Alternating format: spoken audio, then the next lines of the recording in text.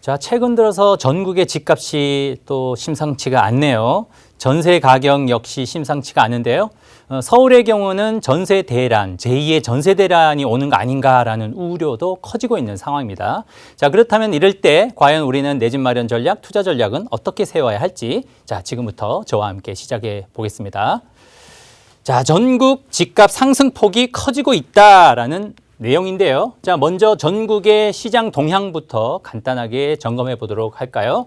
자, 전국이 키 맞추기가 계속 이어지고 있다라는 소식이고요. 그리고 서울 수도권의 상승폭은 점점 더 커지고 있고, 그리고 지방의 경우는 충북과 충남의 경우가 상승폭이 많이 커지고 있다라고 요약해 볼 수가 있겠습니다. 자, 세부적으로는 서울의 아파트 가격이 지난주보다 소폭도 상승률이 커졌고요. 강남 3구는 역시 상승률이 높은 채로 재건축 기대감 때문에 상승률이 굉장히 높은 상황입니다. 경기도의 경우가 눈에 띄는데요. 경기도의 경우가 상승률이 점점 대폭 커지고 있다. 현재 0.43%. 한 주간 상승률이 굉장히 높은 편이고요. 그 지방의 경우도 역시 0.19%로 상승률이 크다. 이 중에서 경기도의 경우는 눈에 띄는 지역들이 있습니다. 어떤 지역일까요? 시흥, 안성, 안양, 안산, 군포, 의왕 이런 지역들, 그리고 인천이나 수원, 부천, 남양주, 용인 요 일대. 그러니까 그동안 사실상은 다른 경기도에 비해서 상승률이 좀 낮았던 지역들이 지금 상승률이 점점점 높아지고 있다라는 이야기는 우리가 이제 흔히 풍선 효과 그리고 키 맞추기가 진행되고 있다라고 하죠. 그러니까 다른 지역이 오를 때 내 지역이 많이 안 오름으로 인해서 저평가되어 있던 지역이 드디어 상승률이 커지고 있다라는 분위기다라고 볼 수가 있겠습니다. 지방의 경우도 제주도의 경우가 상승률이 굉장히 높고요. 부산, 충남, 충북의 경우, 충남, 충북의 경우 최근 들어서 상승률이 높아지고 있는데요. 그 원인으로 본다면 세종시 때문이다라고 볼 수가 있겠습니다. 세종시가 요즘에 규제가 심하다 보니까 마이너스로 돌아섰죠. 상대적으로 그 옆에 있는 인근 지역이라고 볼 수 있는 충남, 충북 지역에 키 맞추기가 진행되고 있다라고 전국의 동향을 점검해 볼 수가 있겠습니다. 자, 그래프로도 살펴볼 수가 있는데요. 지금 보시는 바와 같이 수도권의 경우가 5월 3주째부터 상승률이 점점 더 대폭 커지고 있다라는 것을 확인할 수가 있고요. 그리고 전국의 상승률 역시 같은 기점으로부터 상승률이 커지고 있고, 그리고 서울 동남권이죠. 강남구, 서초구, 송파구, 강동구 역시 상승률이 점차적으로 커지고 있고, 그리고 서울 평균 가격 상승률 역시 이렇게 상승하고 있다. 지금 전국이 최근 5월 셋째 주부터 상승률이 좀 커지고 있는 분위기다라고 보시면 좋을 것 같습니다. 그런 요인으로 보면은 서울의 경우는 재건축 기대감, 재개발 기대감이 점차적으로 커지고 있고요. 인천, 경기의 경우는 서울의 아파트 가격이 워낙 비싸다 보니까 풍선 효과가 발생되고 있죠. 서울의 매수인 실수요자들이 경기도로 이동을 하고 있는 현상이다라고 볼 수가 있겠습니다. 자, 특히 또 GTX역 기대감이 높아지고 있는 두 지역이 있는데요. 그 지역이 어딜까요? 자, 인덕원이죠. 안양의 인덕원, 그리고 서울의 왕십리역이 GTX 노선 추가 역세권이 될 가능성이 높아지고 있다고 해서 최근 들어서 무려 호가가 2억씩, 3억씩 뛰고 있는 지역이다라고 볼 수가 있겠고요. 경기도 중에서는 세종시는 하락하고 있는 반면에 그 인접지라고 볼 수 있는 북 충남 지역이 풍선 효과로 상승률을 키워가고 있다. 자, 전반적으로 대선이 이제는 8개월로 다가오고 있죠. 또 그런 현상들, 그리고 재건축에 대한 기대감과 그리고 대선을 앞두고 규제 완화에 대한 기대감 때문에 전국의 아파트 가격, 집값 상승률이 높아지고 있는 추세다라고 볼 수가 있겠습니다. 그걸 간략하게 전국 지도로 그 추세를 확인할 수가 있는데요. 자, 이 자료는 정부의 산하기관이죠. 한국부동산원의 자료인데요. 자, 한번 볼까요? 지금 색깔로 보시면 되겠습니다. 글씨는 숫자는 볼 필요가 없고요. 색깔로 구분이 가는데요. 5월 24일 기준으로 보시면 이렇게 빨갛게 붉게 보이는 지역이 어떤 지역일까요? 상승률이 높은 지역이겠죠. 그 지역이 어딜까요? 자, 경기도입니다. 경기도 인천이 되겠고요. 그리고 이 지역은 대전이고요. 여기 지역은 부산, 제주도. 이 날짜가 5월 24일 기준이었고요. 자, 6월 7일 한번 볼까요? 자, 여기서 추가가 되죠. 어느 지역입니까? 자, 충남 지역이 여기서 추가가 됩니다. 자, 점차적으로 전국의 상승률이 확산이 되고 있는 현상이다라고 볼 수가 있겠고요. 최근이죠. 6월 14일은 어떨까요? 자, 충남에서부터 충북까지 이제 상승률을 키우고 있다. 자, 점차적으로 한 주씩, 두 주씩 시간이 흘러감에 따라 전국적으로 상승세가 확산되고 있는 추세다라고 여러분들이 확인하시면 도움이 되실 것 같습니다. 자, 그렇다면 이처럼 전국의 상승률이 또 커지고 있는 이유들이 있겠죠. 최근의 이슈 때문이겠는데요. 최근에 여당에서 종부세와 양도세 세제 개편안을 확정을 지었죠. 그 내용이 굉장히 앞으로 시장에도 큰 영향을 줄 거라고 보는데요. 자, 그 내용이 어떤 내용일까요?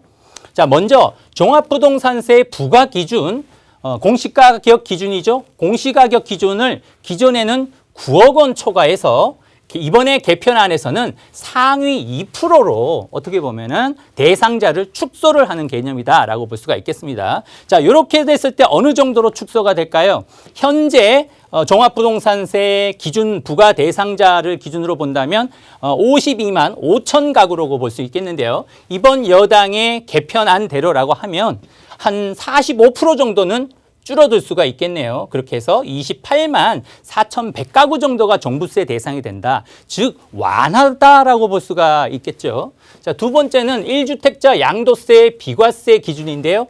양도세의 경우는 실거래가 기준인데 기존에는 9억 원 기준에서 어떻게 됩니까? 개편안에는 12억 원으로 또 역시 완화된다라고 볼 수가 있겠습니다. 하지만 여기서 여러분들이 살펴볼 부분은 양도세 1주택자, 이제 다주택자가 아니라 1주택자이고요. 1주택자의 경우는 양도세, 비과세 요건은 완화가 되지만 상대적으로 장기 보유 특별 공제는 오히려 축소가 된다. 혜택이 축소된다라는 부분을 살펴볼 필요가 있겠습니다. 자, 1주택자의 양도세, 소득세, 장기 보유 특별 공제의 경우 기존에는 양도 차액에 대해서는 기준이 없었고 오히려 2년 거주 이상인 1주택자에 있어서는 보유는 최대 40% 적용을 받고 그리고 거주의 경우는 40% 최대 적용을 받아서 총 기존에는 80%까지 최대 장기 보유 특별 공제가 됐다라고 하면 이번에 개편안에는 양도 차액의 기준이 생겼죠. 5억 미만, 10억 미만, 20억 미만, 20억 이상 이렇게 했을 때 나눠져서 보유 6억 미만의 차액 기준으로는 장기 보유 특별 기간이 맥시멈으로 80% 공제를 받을 수 있고 10억 미만의 경우는 최대 70% 그리고 20억 미만의 경우는 최대 60% 그리고 20억 이상일 때 경우는 최대 50% 이렇게 양도 차액의 기준을 부과함으로 인해서 고가로 금액이 고가일수록 장기 보유 특별 공제액이 줄어든다라는 것은 상대적으로 고가 1주택자에 대해서는 혜택이 크지 않다. 즉, 한 시세 차익이 무려 20억이라는 것은 시세로 본다라면 거의 50억, 한 100억 가까이 되는 고가 주택의 이야기들이죠. 이 주택에 있어서는 큰 혜택은 없지만 한 10억, 20억 사이에 되는 구간에서는 혜택이 어느 정도는 있다라고 볼 수가 있습니다. 전반적으로 어떻습니까? 지금 여당에서의 세금 개편안을 보면은 실수요자 대상으로 규제를 완화를 해준다. 즉 규제가 완화되기 때문에 지금 집값이 잡힐 가능성은 없다라고 볼 수가 있겠죠. 두 번째는 서울시죠. 서울시에 최근에 또 여러 가지 완화 규제들이 쏟아지고 있는데 완화 정책들이 쏟아지고 있는데요. 또 최근에는 2세대 도시재생이라는 대책이 나왔습니다. 그 내용이 뭘까요?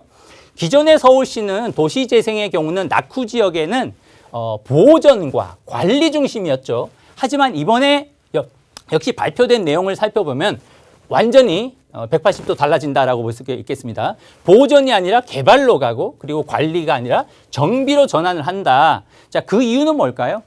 서울에 지금 집값을 잡기 위해서는 결과적으로는 공급을 해줘야 되는데 공급할 마땅한 땅이 없어서 결과적으로 도시재생지를 또 역시 개발로 유도해서 2026년까지 공급량을 2만 4천 가구 정도로 도시재생을 통해서도 늘려주겠다라는 내용이다라고 볼 수가 있겠습니다.